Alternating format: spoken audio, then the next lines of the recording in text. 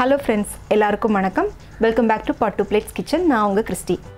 இன்னைக்கு வந்து நம்மளோட சேனல்ல ரொம்ப ஈஸியா ஒரு இன்ஸ்டன்ட் குழிப்பணியாரம், ஸ்வீட் குழிப்பணியாரம் எப்படி பண்றது அப்படினு பார்க்க போறோம். ரொம்ப டேஸ்டியா, ரொம்ப சாஃப்ட்டா இருக்கும். வாங்க இப்போ எப்படி பண்றதுன்னு பார்க்கலாம்.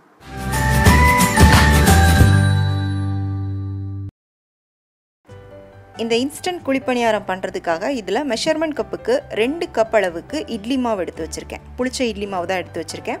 இந்த மெஷர்மென்ட் கப்ல தான் வந்து மாவு அளந்திருக்கேன். இப்போ அதே கப்புக்கு 1/2 கப் அளவுக்கு நான் வந்து நாட்டு சர்க்கரை அளந்து எடுத்து வச்சிருக்கேன். இதை வந்து போட்டுறலாம். உங்களுக்கு கூடுதலா இனிப்பு வேணும்னா இன்னும் கொஞ்சம் ஒரு 1/4 கப் எக்ஸ்ட்ராவா சேர்த்துக்கோங்க. நாட்டு சர்க்கரை, வெல்லம் இல்லனா நார்மல் ஒயிட் சுகர் கூட நீங்க வந்து சேர்த்துக்கலாம். கூடவே வாசனைக்காக ஒரு 5-6 ஏலக்காய் தட்டி போட்டுக்கோங்க.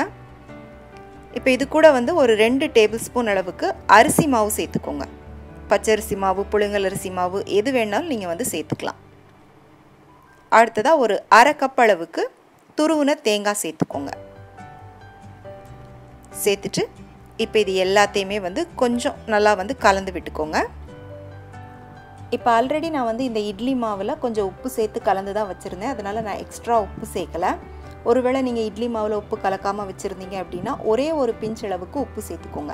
இதில் வந்து நான் சோடா உப்புலாம் சேர்க்கல. உங்களுக்கு வேணும் அப்படின்னா நீங்கள் சோடா உப்பு சேர்த்துக்கலாம். இப்போ பாருங்கள், மாவை கலந்தாச்சு. இந்த மாதிரி ஒரு கன்சிஸ்டன்சியில் தான் இருக்கணும்.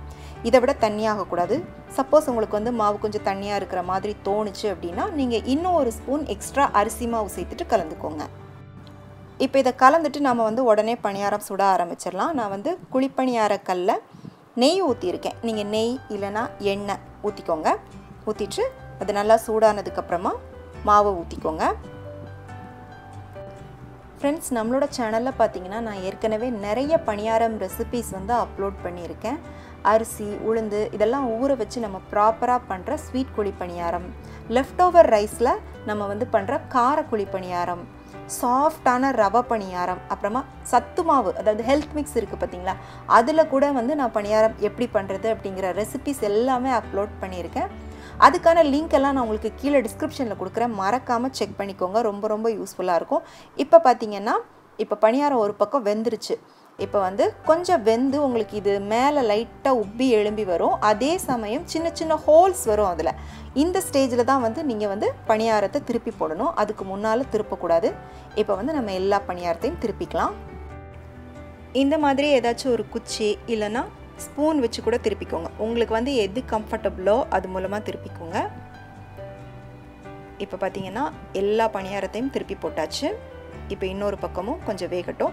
அடுப்பை வந்து கொஞ்சம் மீடியம் ஃப்ளேமில் வச்சுட்டு இதை வந்து பண்ணுங்கள். இப்போ பாருங்கள், 2 பக்கமும் சூப்பராக வெந்துருச்சு. நம்மளோட பணியாரம் ரெடி ஆயிடுச்சு.